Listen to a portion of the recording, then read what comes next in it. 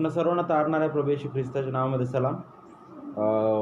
मी प्रभूला धन्यवाद देतो ही सुवर्ण वेळ त्याने दिली त्याच्या पवित्र वचनामधून बोलण्याची.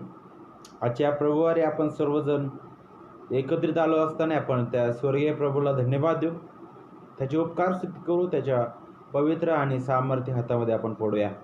आपण आपले नेत्र बंद करूया ह्यावेळेस.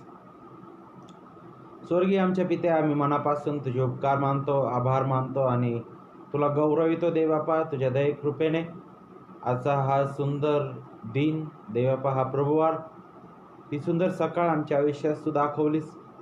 पवित्र देवबापा, हे आमच्यामध्ये काहीतरी आहे म्हणून नाही, तर प्रभू तुझी दया आणि तुझी कृपाची नित्य बापा आमच्याकरिता नवी आशा आहे तुझ्या पुत्रा ठाई. म्हणून आम्ही पवित्र बापा जगत आहोत आणि ख्रिस्ता ठाई सुरक्षित आहोत. पवित्र बापा, आम्ही तुझे आभार मानतो, कारण तू कधी न बदलणारा आहेस. म्हणून पवित्र बापा, आम्ही नष्ट झालेलो नाही. पवित्र प्रभू, आम्ही तुझे उपकार मानतो. या सुंदर दिवशी तुला आम्ही धन्यवाद देतो पित्या, आणि विनंती करतो तुझ्या पवित्र वचनावर आज आम्ही विचार करत असताना तू सहाय्य कर, मदत कर. याद्वारे प्रभू आमचे दोष तो आम्हाला दाखव, आम्हाला तू सुधार दे बापा. आमच्यातील उणिवा तुझ्या या वचनाद्वारे तू दूर कर पवित्र प्रभू. तुझ्या कृपेत आणि तुझ्या प्रियपुत्राच्या कृपेत आणि ज्ञानात आमची वाढ व्हावी, आणि पित्या केवळ तुझ्या गौरवास्तव हे असावं यासाठी आम्हाला तू सहाय्य कर. पवित्र बापा, आम्हा प्रत्येकाच्या जीवनाद्वारे केवळ तुलाच गौरव, तुलाच महिमा आणि तुलाच सन्मान प्राप्त होऊ दे. तेव्हा आम्ही आहोत तसे तुझ्या पवित्र हाती पडतो, तुला धन्यवाद देतो, तुलाच गौरवितो आणि तुला सन्मानितो. प्रभू येशूच्या प्रेमळ आणि गोड नावामध्ये प्रार्थना मागतो, म्हणून तो ऐक. आमेन. आजच्या या सकाळी आपण ज्या विषयावर विचार करणार आहोत तो विषय आहे ख्रिस्तच सर्व काही. त्या विषयाकडे जात असताना आपल्याला काही गोष्टींचा विचार करणं गरजेचं आहे. सगळ्यात अगोदर म्हणजे आज जगामध्ये आणि जगातील प्रत्येक व्यक्तीसमोर ज्यावेळेस ख्रिस्ती म्हटलं तर त्यांच्यासमोर येतं की ख्रिस्ती म्हणजे सर्व सुख सुविधा, पैसा, अडका आणि जे काही आहे चांगलं ते तिथं भेटणार. ख्रिस्ती झालं म्हणजे आरोग्य मिळणार, ख्रिस्ती झालं म्हणजे धन दौलत मिळणार, ख्रिस्ती झालं म्हणजे आमच्यामध्ये कधीच त्रास होणार नाही, ख्रिस्ती झालो म्हणजे आमच्यासाठी सर्व काही आम्हाला भौतिक मिळणार आहे. परंतु बायबल अशा प्रकारे शिकवत नाही, आणि अशा प्रकारची शिकवण जी आहे तिला भरभराटीची सुवार्ता म्हणतात. तिलाच गलतीकारस पत्रामध्ये पौल निराळी सुवार्ता म्हणतो, आणि पौल म्हणतो की अशी जी निराळी सुवार्ता जर स्वर्गातून देवदूत देखील येऊन सांगेल तर तो शापभ्रष्ट असो म्हणे. कारण देवाची सुवार्ता निराळी करणारा आणि उलटा करणारा फक्त एकच आहे, आणि तो म्हणजे सैतान. आणि जो कोणी ती सुवार्ता जी आहे, जी ख्रिस्ताची सुवार्ता आहे, ती डागाळतो, ती निराळी करतो किंवा त्यामध्ये भर घालतो किंवा त्यातून काही काढतो, तर तो त्या सैतानाप्रमाणे आहे, जो त्या महान सामर्थी देवाला आवाहन करतो. परंतु आज या विषयामधून आपण ती महान सुवार्तेविषयी देखील विचार करणार आहोत. आणि ज्यावेळेस ख्रिस्त सर्व काही याविषयी आपण विचार करत आहोत, तर मग नक्कीच जर ख्रिस्त सर्व काही हा विषय जर आपल्याला समजला, तर आपल्याला खऱ्या अर्थाने खरं ख्रिस्तीत्व काय आहे आणि खरं ख्रिस्तीपण काय आहे हे समजण्यास आणखी मदत होईल. विशेष करून आज आपण हा जो विषय आहे तो आपल्या सर्वांच्या परिचयाचं जे स्तोत्र आहे, स्तोत्रसंहिता 23 या विषयामधून, या स्तोत्रामधून आज शिकणार आहोत. ज्या ठिकाणी दावीद राजा जो आहे तो ते स्तोत्र गात आहे. आत्मविश्वास, प्रभूवरील निर्भरता, प्रभूवरील त्याचा आत्मविश्वास आणि त्याचा जिवंत देवावरील तो महान विश्वास जो आहे, जो त्या जिवंत देवाने पुरविलेला आहे, त्याची महान एक झलक आपल्याला या स्तोत्रामध्ये पाहायला भेटते. आणि या स्तोत्रामधूनच आज आपण ख्रिस्तच सर्व काही याविषयी शिकणार आहोत. त्याच्या अंतर्गत आपण विशेष करून तो का बरं सर्व काही आहे त्याचे 4 महत्त्वाची कारणं आजच्या या सकाळी आपण पाहणार आहोत याच स्तोत्र संहितेमधून. सगळ्यात अगोदर आपण स्तोत्र वाचूया. स्तोत्र संहिता 23 मी आपणा सर्वांकरिता वाचतो. परमेश्वर माझा मेंढपाळ. परमेश्वर माझा मेंढपाळ आहे, मला काही उणे पडणार नाही. तो मला हिरवेगार कुरणात बसवितो, तो मला संत पाण्यावर नेतो, तो माझा जीव ताजातवाना करीतो, तो आपल्या नावासाठी मला नीतिमार्गाने चालवितो. मृत्यू छायेच्या दरीतूनही मी जात असलो तरी कसल्या अरिष्टाला भिणार नाही, कारण तू माझ्याबरोबर आहेस. तुझी आकडी व तुझी काठी मला धीर देतात. तू माझ्या शत्रूंच्या देखत माझ्या पुढे ताट वाढितोस. तू माझ्या डोक्याला तेलाचा अभ्यंग करीतोस. माझे पात्र काठोकाठ भरून वाहत आहे. खरोखर माझे आयुष्याचे सर्व दिवस मला कल्याण व दया ही लाभतील आणि परमेश्वराच्या घरात मी चिरकाल राहील. पुष्कळ वेळेस आपण हे स्तोत्र वाचतो, ऐकतो आणि मला असं वाटतं अनेक जवळजवळ सर्वच विश्वासणाऱ्यांच्या पाठ असणारे हे स्तोत्र आहे आणि सगळ्यांच्या आवडतं हे स्तोत्र आहे. परंतु कधी तुम्ही या स्तोत्राकडे बारकाईने पाहिलेला आहे का? कधी याचा तुम्ही योग्य रीतीने विचार केलेला आहे का? आज काय झालेलं आहे की त्या प्रकारे काहीतरी वारंवार जप करणं अशा प्रकारे काही वचनं काही विश्वासणाऱ्यांनी निवडलेले आहेत आणि ते वारंवार त्या वचनांचं काय करतात, ते बोलतात फक्त. परंतु तो जो अर्थ आहे जर न समजता जर आपण बोलतो तर मग त्याला काही अर्थच राहणार नाही. कारण मग शैतानाला पण वचन माहीत आहे, तो पण बोलतो वचन. वचनाचा मंत्रासारखा आपण वापर करू नये. प्रत्येक वचन आपल्यासाठी तितकंच महत्त्वाचं आहे. उत्पत्ती 1:1 ते प्रगटीकरण शेवटचा अध्याय शेवटचं वचन. आणि आपल्याला त्याच गांभीर्याने प्रत्येक वचनाकडे पाहणं गरजेचं आहे. योग्य दृष्टिकोनाने प्रत्येक वचनाकडे पाहणं गरजेचं आहे आणि प्रत्येक वचन त्या गांभीर्याने वाचणं गरजेचं आहे. तर आपण या स्तोत्राकडे पाहत असताना पहिला जो कारण आहे ख्रिस्त सर्व काही, त्याचं पहिलं कारण आपण आज या स्तोत्रामधून पाहणार आहोत.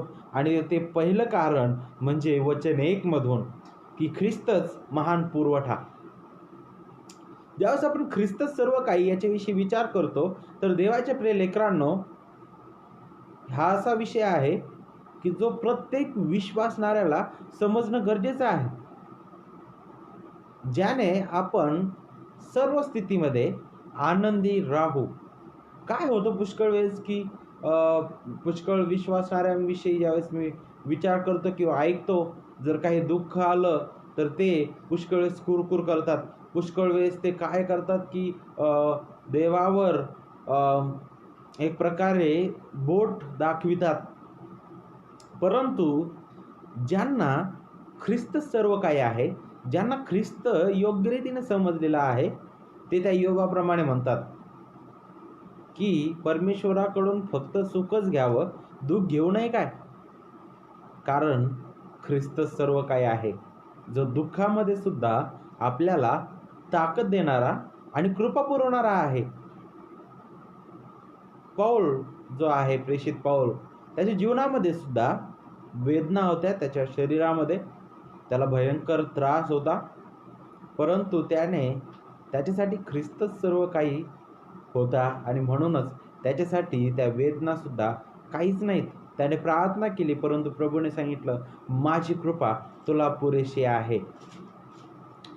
आपण आपल्या या पहिल्या विषयाकडे वळत असताना आपण स्तोत्र संहिता 23 आणि वचन 1 वाचूया. मी आपणा सर्वांकरिता वाचतो. स्तोत्र 23 वचन 1. परमेश्वर माझा मेंढपाळ आहे, मला काही उणे पडणार नाही. खूप सुंदर रीतीने हे स्तोत्र आहे, ज्या ठिकाणी चांगल्या प्रकारे देवाचा आणि मनुष्याचा संबंध कसा आहे, नातेसंबंध कसा आहे त्याच्याविषयी मार्गदर्शन करण्यात आलेलं आहे. सगळ्यात अगोदर मला तुम्हाला सांगू द्या की जगातील कोणतंच नातं किंवा जगातील कोणतंच उदाहरण आपण देवाच्या नातेसंबंधाशी जोडू शकणार नाही. कारण कोणतंच उदाहरण परिपूर्ण नाहीये. कारण देवाचं नातं आणि देवाचं कार्य हे जगातील विचारांच्या पलीकडचं आहे. परंतु एक मानवीय भाषेनुसार किंवा आपल्याला समजणाऱ्या भाषेनुसार आपल्या दिसणाऱ्या त्या उदाहरणाद्वारे आपण त्या महान उदाहरणाचा विचार करतो. आणि दावीद राजाने काय केलेलं आहे? आपल्याला माहित आहे की दावीद जो आहे तो अगोदर मेंढपाळ होता आणि तो कशा प्रकारे तो राजपदापर्यंत पोहोचलेला आहे. परंतु त्याच्या अगोदर आपल्याला पाहायला भेटतं की त्याच्यावर भयंकर प्रसंग आले, पुष्कळ त्याच्यावर राजे उठलेले होते, पुष्कळ लोक, त्याचा मुलगा सुद्धा त्याच्यावर उठलेला होता आणि त्याने त्याच्या आयुष्यातील पुष्कळ वर्ष अरण्यात घालवलेली होती. आणि त्याच्या त्या अरण्यातील काळामध्ये त्याने ही स्तोत्र लिहिलेली आहेत. त्याने त्याच्या सुबत्तेच्या काळामध्ये ही स्तोत्र लिहिलेली नाही आहेत. तर त्याच्या त्या भयंकर अशा स्थितीमध्ये असताना त्याचा जो आत्मविश्वास आहे देवावरील, त्याचा जो आनंद आहे प्रभूवरील, तो त्याच्या स्तोत्रांमधून त्या गाऊन तो प्रभूला सादर करत आहे. आणि खऱ्या विश्वासणाऱ्याचं हे खूप सुंदर उदाहरण आहे देवाचे प्रिय लेकरांनो. आता जे स्तोत्र आपण वाचलेलं, जे वचन वाचलेलं आहे, त्यामध्ये तो आता स्वतःच्या उदाहरणाद्वारे त्या महान उदाहरणाकडे तो पाहत आहे. त्याने अनुभवलेला आहे की मेंढपाळ आणि मेंढराचं नातं काय आहे. त्याने अनुभवलेलं आहे की मेंढपाळ कशा प्रकारे त्याच्या मेंढरासाठी कार्य करतो. सगळ्यात अगोदर का बरं मेंढरू हा शब्द वापरलेला आहे विश्वासणाऱ्यांना? गाढव हा शब्द नाही वापरला किंवा बकरी हा शब्द नाही वापरला, या प्राण्याचं उपमा दिलेली नाहीये. त्याचं एक कारण आहे आणि ते कारण म्हणजे मेंढराचा विचार करा. मेंढरू हे असं प्राणी आहे की जो स्वतःच्या बळाने, स्वतःच्या इच्छेने काहीच करू शकत नाही. तो असा प्राणी आहे की जर तो कळपात, तो पुन्हा त्या कळपात स्वतःहून येऊ शकत नाही जोपर्यंत मेंढपाळ त्याला घेऊन येणार नाही. त्यानंतर मेंढरू हा असा आहे की ज्याला उसळतं जे पाणी आहे, या जे पाण्याचा आवाज येतो किंवा जिथं भयंकर अशा प्रकारे ओढा जात आहे, अशा ठिकाणी सुद्धा तो थांबत नाही, ते पाणी पित नाही. त्याला संथ पाणी लागतं, शांत. मेंढराला जर चरायचं आहे तर त्याला योग्य अशी हिरवळ पाहिजे. आणि मेंढरू जे आहे ते कळपामध्येच योग्य रीतीने चालू शकतं. कळपाच्या बाहेर मेंढरू बहकून जातं. त्याला मेंढपाळाच्या मागं चालण्याची गरज आहे. तो मेंढपाळाविना मेंढरू नष्ट होतं. आणि म्हणूनच पवित्र शास्त्रामध्ये ज्यावेळेस मेंढरू हा शब्द वापरलेला आहे तर लक्षात घ्या, विश्वासणाऱ्यांबद्दलच विचार केला जात आहे. मग तुम्ही म्हणाल की मग ख्रिस्ताला स्वीकारण्या अगोदर पण मग आपण मेंढरू होतो का? नक्कीच. ख्रिस्ताला स्वीकारण्या अगोदर देखील देवाने आपल्याला आगाऊच नेमून ठेवलेला आहे, तर म्हणून तरी आपण मेंढरूच होतो, परंतु आपण हरवलेले मेंढरू होतो. बायबल हे शिकवतं. याच्याविषयी आपल्याला यशया 53 मध्ये शिकवलेलं आहे की तुम्ही मेंढराप्रमाणे बहकलेल्या होता, है ना. ज्याच्या आणखी आपल्याला पुष्कळ वचनामध्ये पाहायला भेटतं. योहान 10व्या अध्यायामध्ये सुद्धा आपल्याला त्याबद्दल शिकायला भेटतं. त्यानंतर प्रभूने दिलेला जो दाखला आहे 100 मेंढरांचा, त्यामधील एक मेंढरू हरवतं, तर मग हे नक्कीच त्याबद्दल शिकव. ख्रिस्त विरहित जर तो निवडलेला व्यक्ती आहे तर नक्कीच तो मेंढरूच असतो, परंतु तो हरवलेल्या स्थितीमध्ये असतो. आणि ख्रिस्ताची सुवार्ता त्या मेंढराला पुन्हा त्या कळपात घेऊन येते पवित्र आत्म्याच्या सामर्थ्याने. हे आपल्याला समजणं गरजेचं आहे. आणि ज्यावेळेस आपण मेंढरू आणि मेंढपाळ यांच्या नातेसंबंधाविषयी विचार करतो तर लक्षात घ्या की मेंढरू सर्वस्वी त्या मेंढपाळावर अवलंबून असतं. आणि मेंढपाळ जो आहे तो त्याचं सर्वस्व खर्चून त्या मेंढराच्या सर्व चांगलं करण्याच्या मागे असतो. तो त्याला हिरव्यागार कुरणापर्यंत घेऊन जातो, तो त्याला संत पाण्यापर्यंत घेऊन जातो, तो त्याला योग्य मार्गाने घेऊन जातो, त्याला तो दरीतून किंवा त्याला तो जाळातून घेऊन जात नाही. आणि तो मेंढपाळ जिकडे जातो तिकडे त्याची मेंढरं जातात. एक व्हिडिओ व्हायरल झाला होता, ज्यामध्ये मेंढपाळ जो आहे त्याने काय केलं की रस्त्यामध्ये भयंकर असा जाळ केलेला होता आणि त्याच्या मागं पुष्कळ मेंढरं होते आणि त्या मेंढपाळाने काय केलं, त्या जाळातून उडी मारली पलीकडे आणि त्याच्या मागे असणारे जे मेंढरं आहेत त्यांनी मागचा पुढचा विचार न करता त्याच्या मागे त्या जाळातून उडी मारून ते त्याच्या मागे गेले. तर मग हे काय दाखवत आहे, मेंढपाळ जिकडे घेऊन जातो, मेंढपाळ जे काही करतो म्हणजे पूर्णपणे मेंढरं त्याच्यावर अवलंबून असतात.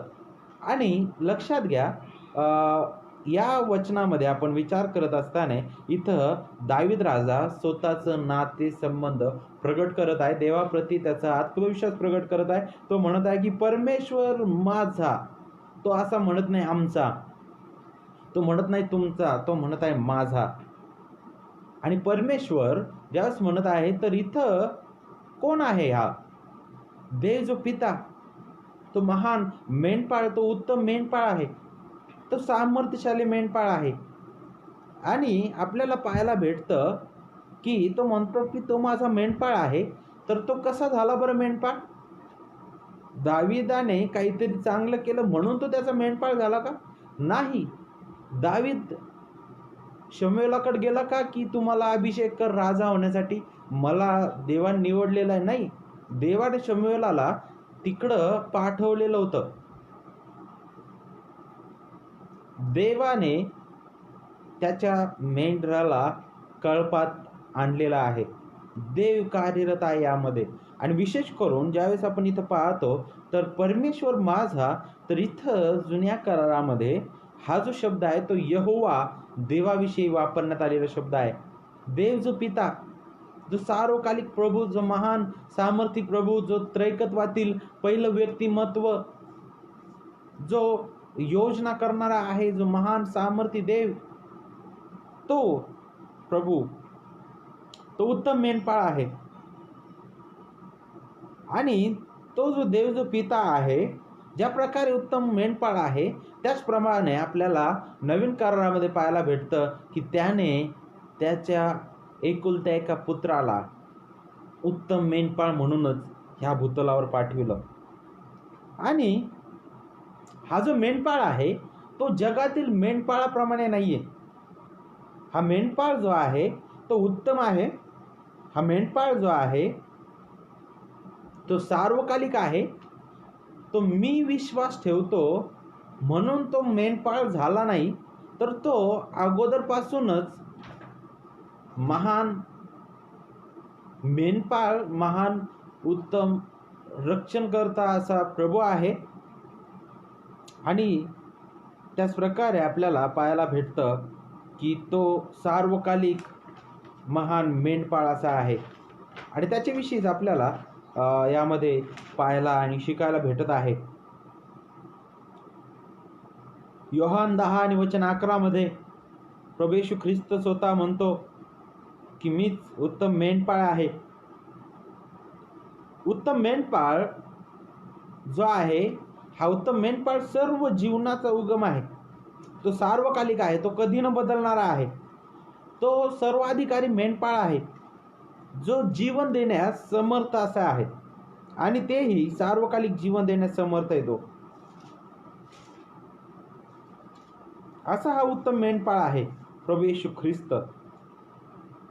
आणि आपल्याला यातून हे समजणं गरजेचं आहे देवाच्या प्रिय लेकरांनो, की दावीद राजा ज्या प्रकारे म्हणत आहे की परमेश्वर माझा मेंढपाळ आहे, परमेश्वर माझा मेंढपाळ आहे, मला काही उणे पडणार नाही. म्हणजे तो एक प्रकारे हे दाखवत आहे की देवाशिवाय मला पर्यायच नाही. जर तो मेंढपाळ जर मला लाभला नसता तर मला सर्व काही उणे असतं, मला या जीवनाला अर्थच नसता, माझं जीवन व्यर्थ असतं. मग मला काही होणे पडणार नाही. हे वचन काय दाखवत आहे? हे वचन नेमकं कशाबद्दल शिकवत आहे? त्या उत्तम मेंढपाळाची महान कार्याबद्दल हे वचन शिकवणारा आहे, ज्याच्याविषयी आपल्याला प्रेषितांची कृत्य 17वा अध्याय आणि वचन 28, प्रेषितांची कृत्य 17वा अध्याय आणि वचन 28 काय सांगतंय आपण पाहूया. प्रेषित 17 आणि वचन 28. कारण आपण त्याच्या ठायी जगतो, वागतो व आहोत. आपण त्याच्या ठायी जगतो, वागतो व आहोत. खूप सुंदर आपल्याला पाहायला भेटतं की अथेन येथे पौल जो आहे तो भाषण करत आहे. त्यावेळेस तो त्या ठिकाणी बोलत आहे की आपण त्याच्या ठायी जगतो, आपण वागतो आहे ना, आणि आहोत. म्हणजे या ठिकाणी हे वचन आपल्याला काय दाखवत आहे? ख्रिस्तच सर्व काही आहे, ख्रिस्ताशिवाय पर्याय नाही.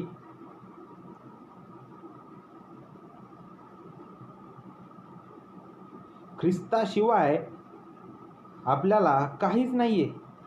तुम्ही सर्वजण, आपण सर्वजण त्याच्या ठायी जगत आहोत, वागत आहोत. त्याच्या ठायीच आपलं अस्तित्व आहे. आणि ही जी योजना आहे,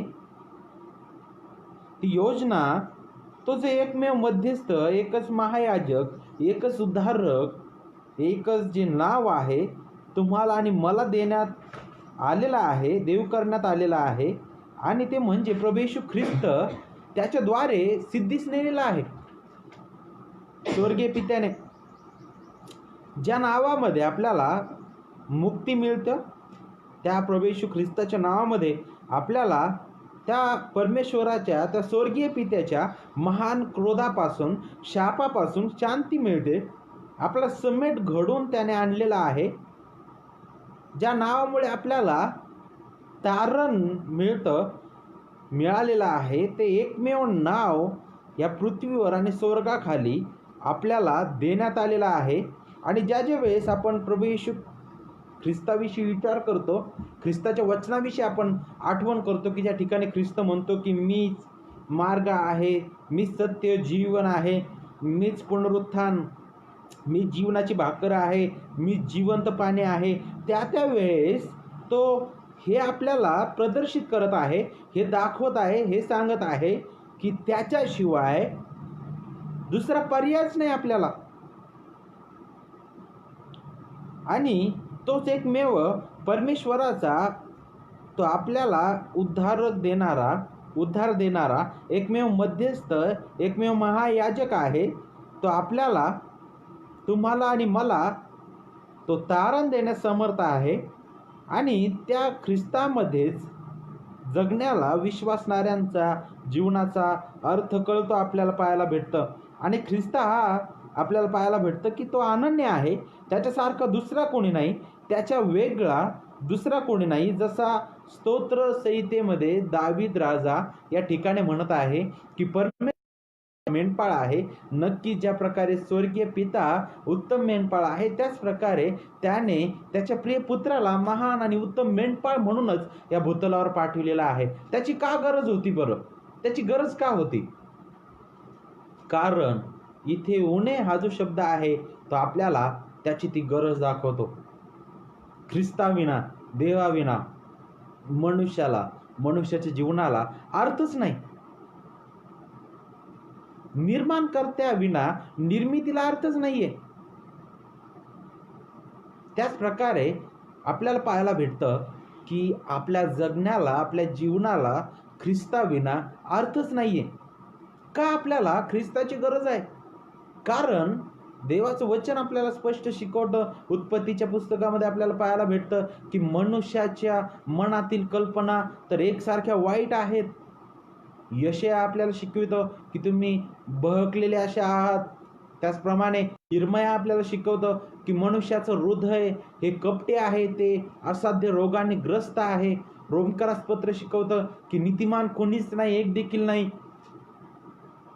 देवाचा शोध झटून करणारा कोणीच नाही, सर्व बहकले आहे, सर्वांनी पाप केलं आहे, देवाच्या गौरवाला उणे पडलेले आहे. इफिसकारास पत्र 2 अध्याय आपल्याला शिकवतं की तुम्ही आपल्या अपराध आणि पातकामध्ये मेलेले असे होता. रोमकरास पत्र 5 अध्याय वचन 10 शिकवतं की तुम्ही देवाचे शत्रू होता. ही उणीव आहे मनुष्याची ख्रिस्त विरहित.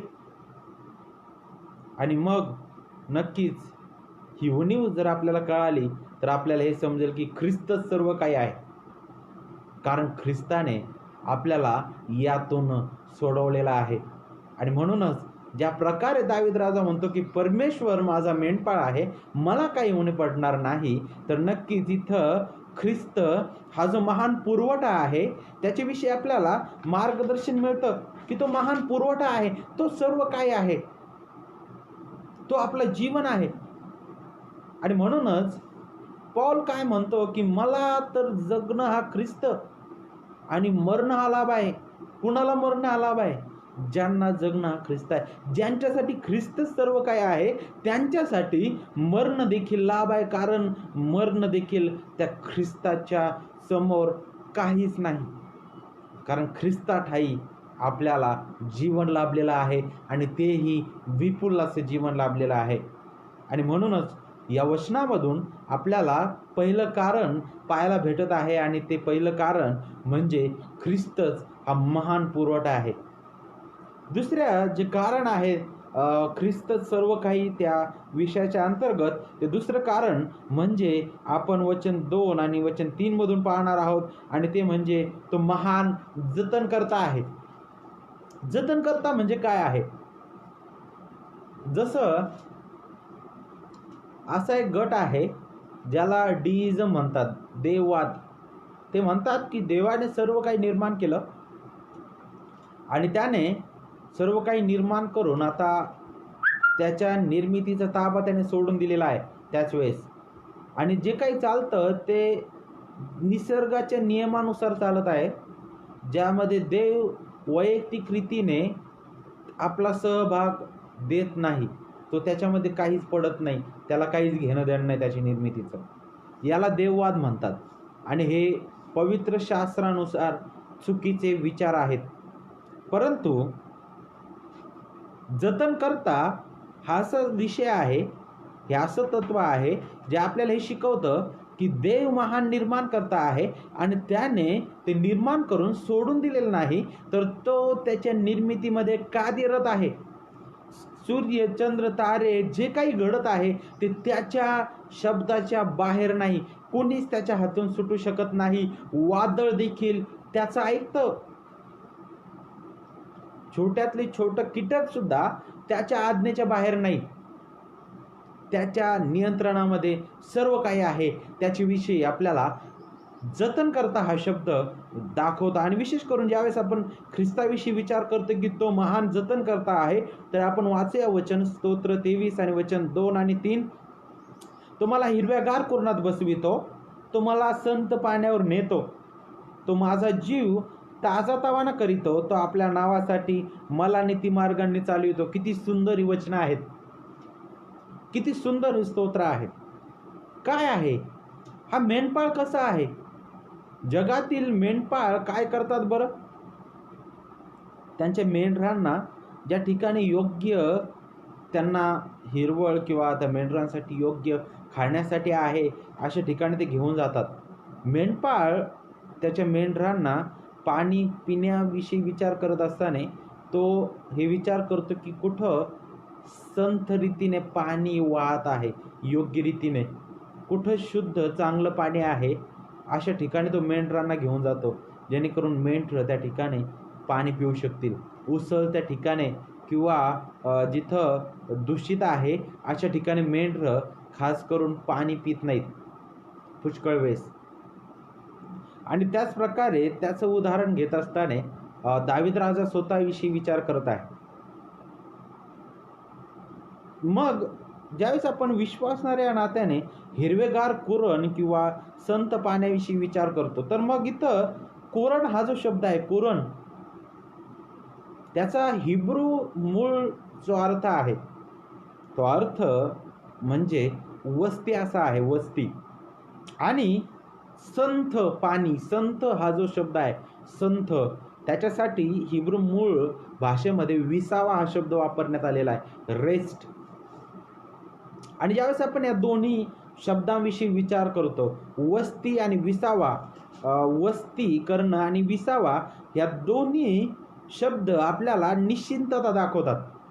जिथं आपल्याला आरामदायक किंवा जिथे आपल्याला सर्व सोयी दाखवणारा हा शब्द आहे. आणि विशेष करून ज्यावेळेस आपण हिरवेगार आणि पाणी या दोन्ही गोष्टी पाहतो, तर ह्या मूलभूत गरजा आहेत मेंढरांच्या. तर मग ह्या दृष्टीने ज्यावेळेस आपण या वचनाकडे पाहतो, तर आपल्याला हे समजणं गरजेचं आहे की ख्रिस्तच हा महान जतनकर्ता आहे. का बरं? कारण योहान 6:35 मध्ये ख्रिस्त काय म्हणत आहे? योहान 6:35 मध्ये आपण वाचूया. योहान 6:35. योहान कृष्णवर्तमान 6वा अध्याय वचन 35 काय सांगतंय? येशू त्यांना म्हणाला, मीच जीवनाची भाकर आहे. जो माझ्याकडे येतो त्याला कधीही भूक लागणार नाही, आणि तो माझ्यावर विश्वास ठेवतो त्याला कधी तहान लागणार नाही. मग पुन्हा आपल्याला हिरवगार कुरण आणि मग संत पाणी याच्याविषयी विचार करत असताना आपल्याला ख्रिस्ताकडेच जाणं गरजेचं आहे. तो आपल्या जीवनाचं जतन करता आहे, तो आपल्या जीवनाचं रक्षण करता आहे, त्याच्या ठायी आपले जीवन सुरक्षित आहे. नक्कीच आत्मिक आशीर्वादाविषयी विचार करत असताना आपल्याला नक्कीच तो भौतिक सुद्धा आपल्या मूलभूत गरजा तो नक्कीच पुरवितो. मूलभूत आपली हाऊस तो पुरवत नाही, तर तो गरजा पुरवतो. लक्षात घ्या. मला गरज आहे की समजा मला सायकलीची गरज आहे, समजा कुठं लांब जायचं आहे, परंतु मला सायकलीची गरज आहे आणि मी जर कारची वाट पाहत बसलो आणि देवाला म्हटलं की मला कार दे, तर देव तसं नाही करणार. जी गरज आहे तीच तो पुरवणार.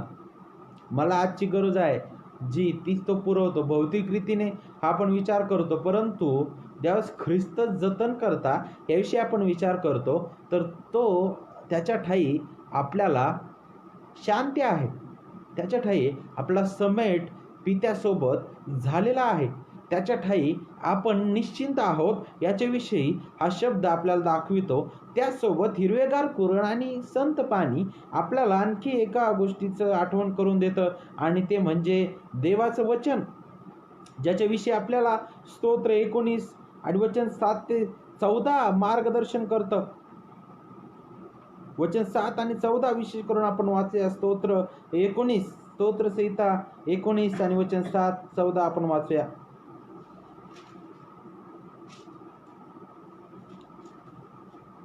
परमेश्वराचे नियमशास्त्र परिपूर्ण आहे, ते मनाचे पुनरुज्जीवन करीते.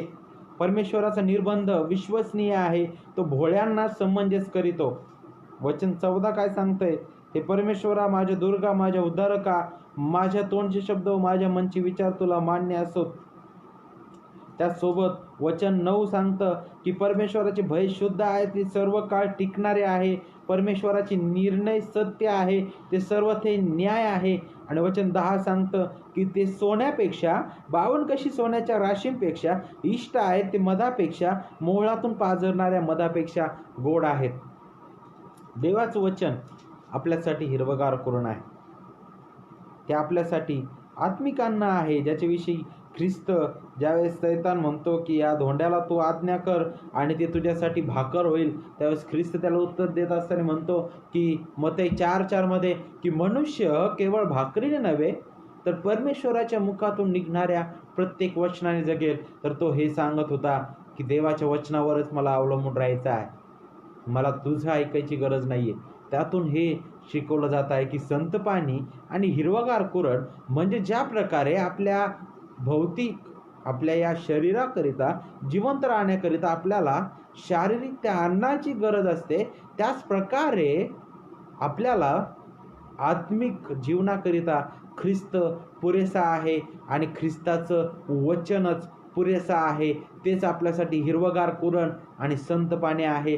तेच आपलं जतन करतं, ते आपल्याला विश्वासामध्ये दृढ करतं आणि ते आपल्याला ख्रिस्ताकडे पाहण्यास ते आपल्याला काय करतं, शिकवितं. तेच आपल्याला ख्रिस्तामध्ये नित्य आनंदी आणि समाधानी ठेवतं. त्याच्याविषयी आपल्याला हे वचन मार्गदर्शन करत आहे. वचन 3 काय सांगत आहे बघा, तो माझा जीव ताजा तवाना करीतो. मग हे हिरवगार कुरण आणि संत पाणी हे जीव ताजा तवाना करणारं एक साधन आहे.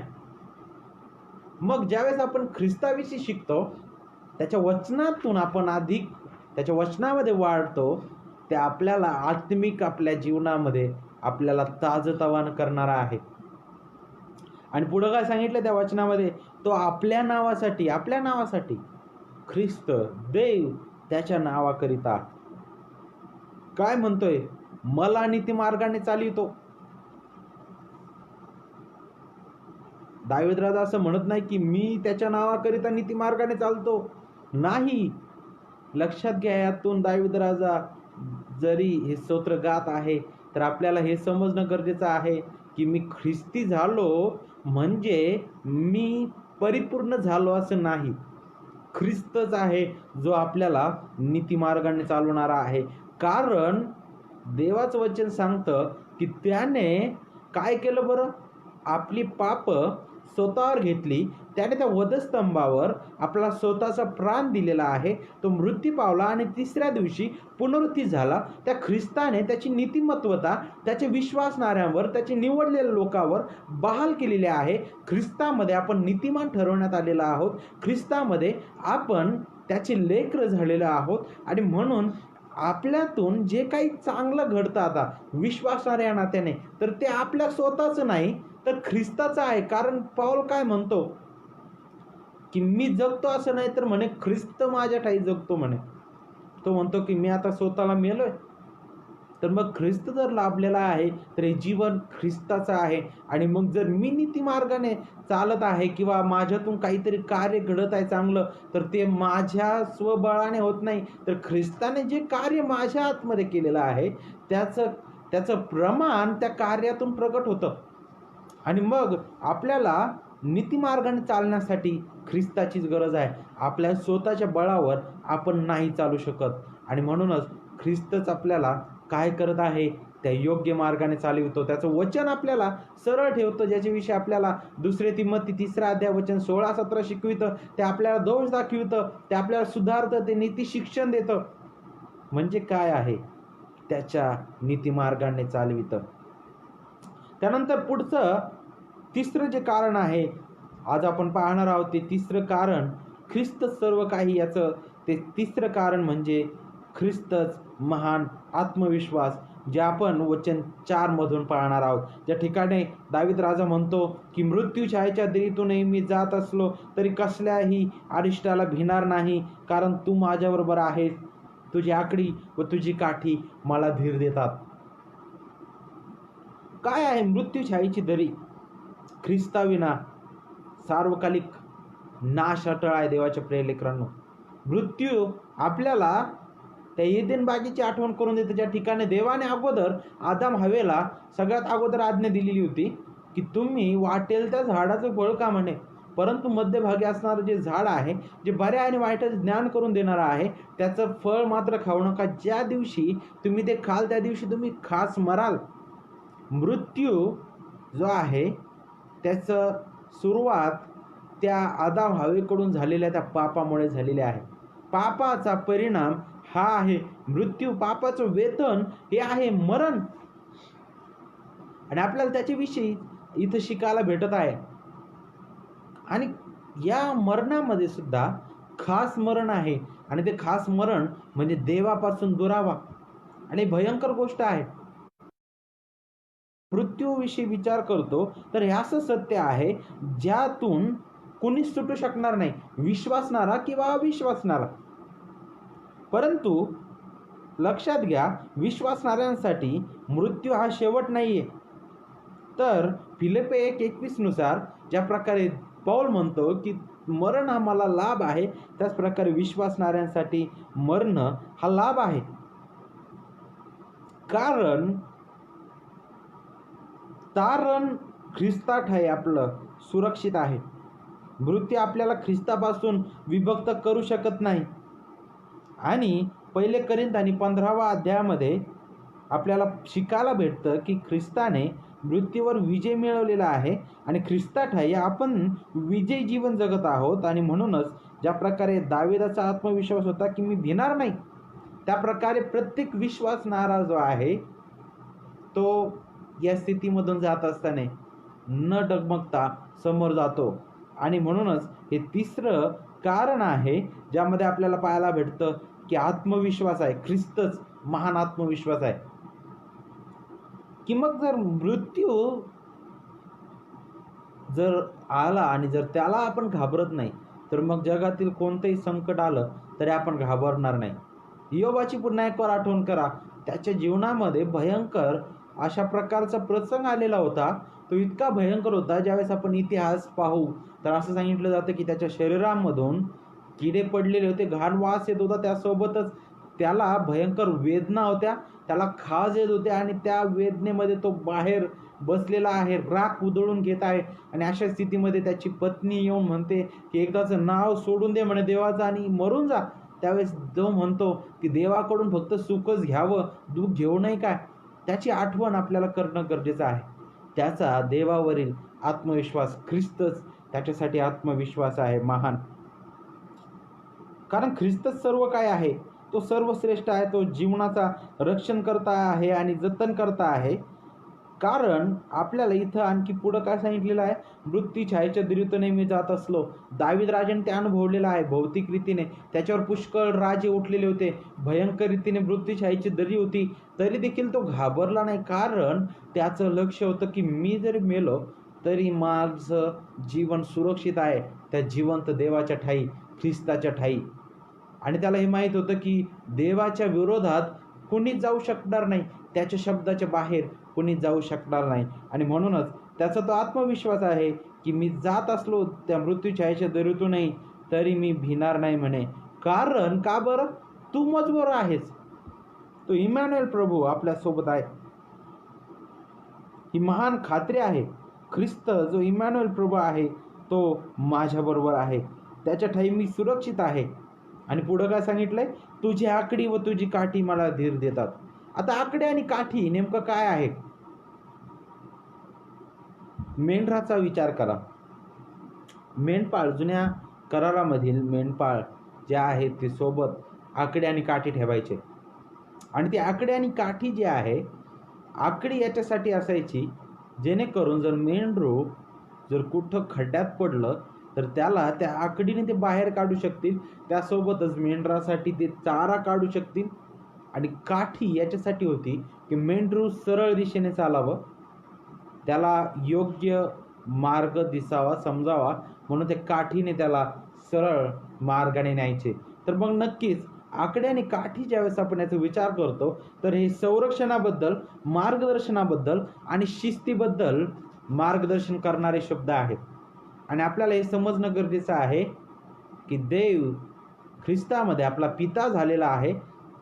आणि जर तो पिता आहे तर तो आपली काळजी घेतो, संरक्षण नक्कीच करतो, परंतु तो आपल्या लेकरांना शिस्त देखील लावतो आणि शिस्त देण्यासाठी तो काठी देखील मारतो. आणि ती काठी खाण्यास आपण तयार असलं पाहिजे. कदाचित ती काठी जी आहे, दाविदाच्या जीवनामधील काठी काय होती, त्याने केलेल्या पापाचा परिणाम त्याच्या जीवनामध्ये आला. त्याला वारंवार पळावं लागलं, त्याच्या पोरापासून पळावं लागलं, विविध राजासमोरून पळावं लागलं. तो त्याच्या जीवनामध्ये पळाला, राजपदामध्ये सुद्धा तो अशा सर्व स्थितीमध्ये सुख आणि समाधान अशा स्थितीमध्ये नव्हता तो. सर्व स्थितीमध्ये ती त्याची शिस्त देवाने त्याला लावली. मोशेचा विचार करा, देवाने त्याला शिस्त लावली. शेवटच्या शेवटच्या 40 वर्षांमध्ये ज्याच्यामध्ये त्याला नमवलं आणि त्याला इस्रायलाचा पुढारी त्याने केलेला आहे. पौलाचा विचार करा, जो ख्रिस्ताच्या मंडळीचा छळ करणारा, त्याला ख्रिस्ताने कशी शिस्त लावली. मग विश्वासणाऱ्या नात्याने आपल्याला देवाचं जे शिस्त लावणं आहे त्याला सुद्धा सामोरं जाणं गरजेचं आहे आनंदाने. आणि त्याचबद्दल आपल्याला या ठिकाणी हे वचन मार्गदर्शन करत आहे. वचन 4, ख्रिस्तावरच आपला आत्मविश्वास आहे. ख्रिस्तच आपला महान आत्मविश्वास आहे आणि म्हणून तो सर्व काही आहे. त्यानंतर समोरचा चौथं जे कारण आहे, जे आपण आज पाहणार आहोत, आणि ते चौथं कारण म्हणजे ख्रिस्तच मोठा आनंद, ख्रिस्तच मोठा किंवा महान आनंद आहे. जर तो आपला महान पुरवठा आहे, तो आपला महान जतन करता आहे, तो आपला महान आत्मविश्वास आहे, तर तो आपला महान आणि मोठा आनंद देखील आहे, ज्याच्याविषयी आपल्याला वचन 5 शिकवतं. बघा वचन 5 काय सांगतं, तू माझ्या शत्रूंच्या देखत माझ्या पुढे ताट वाढतोस, तू माझ्या डोक्याला तेलाचा अभ्यंग करतोस, माझे पात्र काठोकाठ भरून वाहत आहेत. काय आहे वचन, काय शिकवत आहे? विशेष करून माझे पात्र काठोकाठ भरले आहे, भरून वाहत आहे. याचा अर्थ असा नाही की ख्रिस्त लाभला म्हणजे मला बंगला, धन दौलत, मला सगळी सुखसोयी, सगळं चांगलं आणि चांगलं मला भेटेल याच्याविषयी शिकवत नाही. पुष्कळ लोक हे वचन चुकीच्या प्रकारे घेतात. माझे पात्र काठोकाठ भरले आहे म्हणजे तुला सगळ्या भौतिक आशीर्वाद तुला मिळतील अशा प्रकारे घेतात. परंतु या उलट ज्यावेळेस आपण माझे पात्र काठोकाठ भरले आहेत याच्याविषयी विचार करतो, तर आपल्याला ख्रिस्ताच्या त्या शेवटच्या शब्दांची आठवण करणं गरजेचं आहे, जे गेतशेमाने या ठिकाणी त्याच्या प्रार्थनेमध्ये तो बोलला होता. ज्यावेळेस आपण पात्राविषयी विचार करतो किंवा प्याल्याविषयी आपण विचार करतो, तर ख्रिस्ताच्या त्या महान शब्दाची आठवण करणं गरजेचं आहे, ज्या ठिकाणी ख्रिस्त म्हणतो की पित्या, हा प्याला जर तुझी इच्छा असल्यास माझ्यापासून दूर कर, तरी पण माझ्या इच्छेने नको तर तुझ्या इच्छेने होऊ दे. आणि त्यासोबतच जब्दीची जी मुलं आहेत ते त्याला म्हणतात की आम्ही हा प्याला पितो, त्यावेळेस तो म्हणतो की हा प्याला माझ्यासाठीच आहे आणि माझ्याशिवाय कोणीच हा प्याला पिऊ शकत नाही. ही एक आशीर्वादाची गोष्ट आहे देवाच्या प्रिय लेकरांनो, की परमेश्वराने जे तुमचं पात्र आहे त्या आशीर्वादाने भरण्यासाठी ख्रिस्ताचे पात्र शापाने भरले. कारण पहिली करिन्थ यामध्ये आपण ज्यावेळेस पाहतो त्या ठिकाणी आपल्याला पाहायला भेटतं की तो आपल्याकरिता शाप असा झालेला आहे, तो आपल्याकरिता पाप असा झालेला आहे, ज्याच्याविषयी आपल्याला ते मार्गदर्शन करतं. तर मग नक्कीच आपले पात्र त्याने आशीर्वादाने भरण्यासाठी ख्रिस्ताचं पात्र त्याने शापाने भरलं. तो तुमच्या आणि माझ्यासाठी शाप असा झाला. तुमचे पात्र आशीर्वादाने काठोकाठ भरण्यासाठी परमेश्वराने ख्रिस्ताचे पात्र शापाने भरले. तुम्हाला शांती मिळावी म्हणून आपला क्रोध ख्रिस्तावर प्रगट त्याने केलेला आहे. तो काठोकाठ भरलेला त्याचा राग तुमच्यावर कोसळला असता तर विचार करा काय आपली अवस्था झाली असती. तो देवाचा भयंकर, तो महान क्रोध जर आपल्यावर कोसळला असता तर ती किती भयंकर अशी गोष्ट असती. याच्यासाठी आपल्याला जर त्या क्रोधाविषयी जर विचार करायचा आहे तर एक उदाहरणाविषयी आपण विचार करूया. शद्रक, मेशक, अबेदनको याच्याविषयी आपल्याला माहीत आहे. ज्या ठिकाणी आपल्याला पाहायला भेटतं की जो नबुकदनेस्सर आहे त्याने आज्ञा दिलेली असते आणि ती आज्ञा हे 3 जण मोडतात, कारण हे विश्वासणारे आहेत. आणि आपण पाहतो की मग तिथं काय होत आहे की ती जी भट्टी आहे ती 7 पटीने अधिक आणि अधिक तप्त केलेली आहे. आणि तुम्ही विचार करा, ती भट्टी इतकी तप्त होती की ज्या ठिकाणी शद्रक, मेशक, अबेदnego यांना फेकून देण्यासाठी जे चाकर किंवा जे लोक गेलेले होते शिपाई, ते होरपळून जळून मेले. ते त्या भट्टीच्या जवळ नव्हते, ते लांब होते, परंतु त्या भट्टीची ऊब आणि तिची ती होरपळणारी ती स्थिती इतकी भयंकर होती की ते लांबून फेकत असतानाच मेले.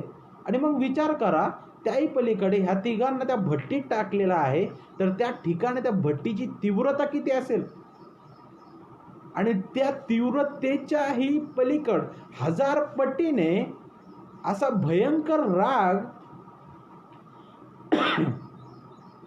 जर देवाने तुमच्यावर, त्याचा तो क्रोध जो आहे तो जर आपल्यावर पडला असता, तर आपलं काय झालेलं असतं? आपली मातीची माती झाली असते, आहे ना? परंतु खरंच तो दया संपन्न आहे. ख्रिस्ताने तो संपूर्ण राग सहन केला. असं म्हटलं जातं की संपूर्ण नरक ख्रिस्तावर लादण्यात आलेला होता. ख्रिस्ताने तो पूर्ण नरक आपल्याकरिता सहन केलेला आहे, जेणेकरून आपल्याला ते काठोकाठ भरलेलं पात्र मिळावं. मग हे काठोकाठ भरणं म्हणजे नेमकं काय आहे? की आपल्याकरिता त्याने तो सहन केलेला आहे. तो सगळा क्रोध ख्रिस्ताने आपल्यावर घेतलेला आहे. तो आपल्याकरिता शाप असा झालेला आहे. त्याने आपले अपराध त्याने स्वतःवर झेलले, आणि म्हणूनच त्याने मग आपल्याला, जेणेकरून आपल्याला क्षमेची आणि दयेची उणीव भासू नये म्हणून त्याने हे पूर्ण केलेलं आहे. आणि मग ज्यावेळेस आपण इथं म्हणतो की माझे पात्र काठोकाठ भरून वाहत आहे, तर मग आपल्याला ख्रिस्तामधील परिपूर्णता ही दाखवत आहे की ख्रिस्तामध्ये मला आज सर्व काही लाभलेलं आहे. तो ख्रिस्तामध्ये जे मिळालेले आशीर्वाद आहे ते इतके महान आहेत की ते माझ्या या जीवनातील, माझ्या विचारांच्या, माझ्या कल्पनेच्या पलीकडचे आहेत, आणि ते या जगातील कोणत्याही आशीर्वादापेक्षा अनमोल असे आहेत. त्याविषयी हे वचन मार्गदर्शन करत आहे. आणि त्यानंतर आज आपण जे शेवटचं कारण आहे त्याकडे आपण विचार करणार आहोत. आणि ते शेवटचं कारण म्हणजे ख्रिस्तच महान सुरक्षा. ख्रिस्तच महान सुरक्षा, ज्या आपल्याला वचन 6 शिकवित. बघा, वचन 6, स्तोत्र 23 आणि वचन 6. खरोखर माझ्या आयुष्याचे सर्व दिवस मला कल्याण व दया लाभतील, आणि परमेश्वराच्या घरात मी चिरकाल राहीन. ख्रिस्तच आता आपले कल्याण आणि आपली दया आहे. ख्रिस्तामध्ये माझा प्रत्येक दिवस, माझ्या आयुष्याचा प्रत्येक क्षण हा देवापासून मिळणारी कल्याण आणि दया आहे. का बरं? कारण ख्रिस्ताने जे कार्य केलेलं आहे, ज्याच्याविषयी आपण वरती आता विचार केलेला आहे, म्हणूनच माझ्या आयुष्याचे सर्व दिवस मला कल्याण व दया लाभतील. मग सर्व दिवस म्हटल्यानंतर लक्षात घ्या, फक्त सुखाने भरलेलेच नाही, फक्त भौतिक आशीर्वादाने भरलेलेच नाही, तर माझ्या आयुष्यातील प्रत्येक क्षण जो त्रास, क्लेश, संकट, आजारपण जे काही असू द्या, या सर्व स्थितीमध्ये मला कल्याण आणि दयाच आहे, मला आनंदच आहे. का बरं? कारण ख्रिस्त माझ्यासाठी सर्व काही आहे. ख्रिस्तच माझ्यासाठी महान आहे, आणि म्हणूनच ख्रिस्तच माझे कल्याण आणि माझी दया आहे. आणि शेवटी काय सांगितलेलं आहे? मी परमेश्वराच्या घरात मी चिरकाल राहीन. किती सुंदर हा आत्मविश्वास आहे विश्वासणाऱ्यांसाठी. परमेश्वराच्या घरात मी चिरकाल राहील. ख्रिस्तामध्ये आपली सुरक्षा आहे. ख्रिस्ताठाई आपले तारण सुरक्षित आहे. तोच आपल्या तारणाचं जतन करता आहे. तोच आपला महान सुरक्षा आहे. त्याच्या ठाई आपण सदा सर्व काळासाठी त्या पित्यासोबत राज्य करणार आहोत. त्या सार्वकालिक जीवनाची सुरुवात झालेली आहे ख्रिस्तामध्ये. ज्या दिवशी मला ख्रिस्त समजला, ज्या क्षणी मी ख्रिस्ताला माझा तारणारा आणि प्रभू म्हणून स्वीकारलेला आहे, तो क्षण माझ्या सार्वकालिक जीवनाच्या सुरुवातीचा क्षण आहे. आणि पहा, ते सार्वकालिक जीवन सुरक्षित आहे. का बरं? कारण देवाचं वचन शिकवतं योहान 17व्या अध्यायामध्ये की ख्रिस्तच स्वतः सार्वकालिक जीवन आहे. सार्वकालिक जीवन म्हणजे काय आहे? योहान 17 आणि वचन 3 मध्ये सांगतं की तो जो एकमेव जिवंत देव, जो पिता, त्याला ओळखावं, आणि ज्याने ख्रिस्ताला पाठवलेलं आहे त्याला ओळखणं. सार्वकालिक जीवन म्हणजे त्या जिवंत देवाची ओळख, त्या ख्रिस्ताची ओळख. आणि ज्या दिवशी मला तो ख्रिस्त समजलेला आहे, त्याच दिवशी मला सार्वकालिक जीवन लाभलेलं आहे. त्याची गणती मी माझ्या शब्दात करू शकणार नाही. आणि म्हणून देवाच्या प्रिय लेकरांनो, ख्रिस्तच सर्व काही आहे. नक्कीच आपण ज्यावेळेस विचार करतो या स्तोत्राचा, तर नक्कीच देवपित्याविषयी या ठिकाणी विचार केला गेलेला आहे. दावीद राजा म्हणत आहे की परमेश्वर देवपिता उत्तम मेंढपाळ आहे आणि म्हणूनच त्याने त्याच्या प्रियपुत्राला एक महान आणि उत्तम मेंढपाळ म्हणून या भूतलावर पाठवलेला आहे. आणि म्हणून त्याच्या ठायी आपण सुरक्षित आहोत.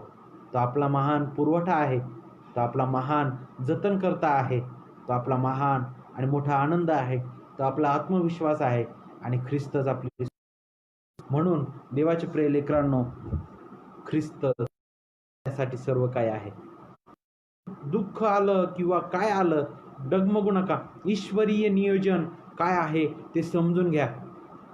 देवाचे प्रिय लेकरांनो, आज कोरोनामुळे जी अवस्था पूर्ण जगभरामध्ये आलेली आहे, ते आपण आपल्या बोलण्याने किंवा आपल्या कृत्याने किंवा आपल्या कोणत्या वागण्याने त्या अवस्थेमधून बाहेर निघू शकणार नाहीये. एवढं लक्षात घ्या की देव महान निर्माण करता आहे, त्याच्या हातून काहीच सुटलेलं नाही. आणि आपण विश्वासणाऱ्या नात्याने हे आपण विश्वास ठेवतो की कोरोना देखील जरी आलेला आहे तरी तो आणणारा कोण आहे? मग देवच आहे. आणि मग जर त्याच्याविषयी जर आपल्याला विचार करायचा आहे तर याही स्थितीमध्ये आपल्याला आनंदाने त्या देवाच्या हाती पडणं गरजेचं आहे, त्याला शरण जाणं गरजेचं आहे, नित्य त्याचं गौरव करणं गरजेचं आहे आलेल्या सर्व स्थितीमध्ये. आणि दावीद राजाप्रमाणे मृत्यू छायेच्या दरीतूनही मी जात असलो तरी भिणार नाही. विश्वासणारे कशाला डगमगत नाही. ज्यांच्यासाठी ख्रिस्त सर्व काही आहे त्यांच्यासाठी कोरोना किंवा कोणता मरोना जरी आला तरी त्यांच्यासाठी काहीच नाही, कारण ख्रिस्त सर्व काही आहे. म्हणून ख्रिस्ताठायी आपल्याला अधिक वाढणं गरजेचं आहे देवाच्या प्रिय लेकरांनो. आणि विशेष करून आपल्याला संयमी होणं गरजेचं आहे प्रत्येक गोष्टीमध्ये. भित्रपण सोडून द्या, कारण ख्रिस्ताने जे कार्य आपल्यासाठी केलेलं आहे ते अति महान आहे. तो आपल्याला जीवन देणार आहे, तर तोच आपल्या जीवनाचं रक्षण करता आहे. आणि म्हणून ख्रिस्ताठायी आपण सुरक्षित आहोत. म्हणून त्या ख्रिस्ताठायी सदैव आनंदित असा. मग या विषयानुसार आज आपल्यासाठी लागूकरण काय आहे? आपल्यासाठी आज लागूकरण हेच आहे की ख्रिस्तामध्ये सदैव आनंदित असा. सर्व स्थितीमध्ये त्याची उपकार स्तुती करा. ख्रिस्त शिका, ख्रिस्त जगा, ख्रिस्त अनुसरा आणि ख्रिस्तच गौरवा. हे नित्य आणि नित्य आहे. त्या सार्वकालिक प्रभूलाच, प्रभू येशू ख्रिस्ताच्या द्वारे महान गौरव, आदर आणि सन्मान युगानुयुगापासून सार्वकालिकतेमध्ये असो. आमेन. आपण प्रार्थना करू. स्वर्गीय पित्या, आम्ही मनापासून आभार मानतो. खरंच प्रभू, आमची सर्व उणीव ख्रिस्तामध्ये तू भरलीस. आज आम्ही ख्रिस्तामध्ये तुझे लेकरं आहोत. प्रभू, ख्रिस्त सर्व काय आहे याची पुन्हा जाणीव तू आम्हाला करून दिलीस. दे बापा, जर आम्ही ख्रिस्ताविषयी तुझ्याविषयी जर चुकीच्या प्रकारे विचार करत असू तर ते विचार आमच्यातून तू दूर कर दे बापा. प्रभू, आमच्यातील भीती आणि डगबगणारे विचार तू दूर कर. आणि दावीद राजाप्रमाणे तो आत्मविश्वास आमच्या ठायी उत्पन्न कर, जो म्हणतो की परमेश्वर माझा मेंढपाळ आहे, मला काही होणे पडणार नाही. ख्रिस्तच जो सर्व काही आहे, पवित्र बापा, जो महान पुरवठा आहे, जो महान जतन करता आहे, जो महान आनंद आहे, जो महान आत्मविश्वास आहे, जो महान सुरक्षा आहे, प्रभू, हे समजण्यास प्रत्येकाला तुझी कृपा, तुझी दया तू पुरव. प्रभू, आजच्या सकाळी आम्ही विनंती करतो, या वचनाद्वारे आमचे नेत्र तू उघड आणि प्रभू अधिक तुझ्या ठाई आम्हाला तू नम्र कर. आणि पित्या, केवळ तुझ्या गौरव वास्तव नित्य आम्ही उभं राहावं यासाठी आम्हाला तू सहाय्य कर. दे बापा, आम्ही तर चुकणारे बहकणारे आहोत, आमचे विचार क्षुल्लक आहेत प्रभू, आमचे वागणं देखील दे बापा चुकीचे प्रकारचे आहे. म्हणून प्रभू आम्ही विनंती करतो, तूच आम्हाला तुझ्या वचनाद्वारे आणि ख्रिस्ताच्या त्या महान ज्ञानाने, पवित्र देवबापा कृपेने आम्हाला तुझ्या नीतिमार्गाने नित्य चालवतोस, त्याच प्रकारे नीतिमार्गाने चालीव. आणि पवित्र देवबापा, सर्व स्थितीमध्ये तुझ्या ठाई आनंदित असण्यास तो आम्हाला सहाय्य कर. पवित्र बापा, जे आम्ही सर्व वचन ऐकणारे आहोत, पवित्र बाप्पा, त्या वचनाद्वारे आम्हाला आचरण करण्यास, ते वचन समजून घेण्यास प्रभू तू आम्हाला सहाय्य कर. सर्व गौरव आम्ही तुला देतो. प्रभू येशू ख्रिस्त जो आमचा मान तारणारा देव, त्याच्या पवित्र आणि गोड नावामध्ये प्रार्थना मागतो म्हणून तो ऐक. आमेन. आपल्या सर्वांना तारणाऱ्या प्रभू येशू ख्रिस्ताच्या नावामध्ये पुन्हा एक वार शांती असो. देवबाप आपणा सर्वांना आशीर्वादित करो. तारणाऱ्या प्रभू येशू ख्रिस्ताची कृपा, स्वर्गीय पित्याचं प्रेम आणि पवित्र आत्म्याची सुखदायी सहभागिता तुम्हा सर्वांसोबत असो. देवबाप आपणा सर्वांना आशीर्वादित करो. थँक्यू.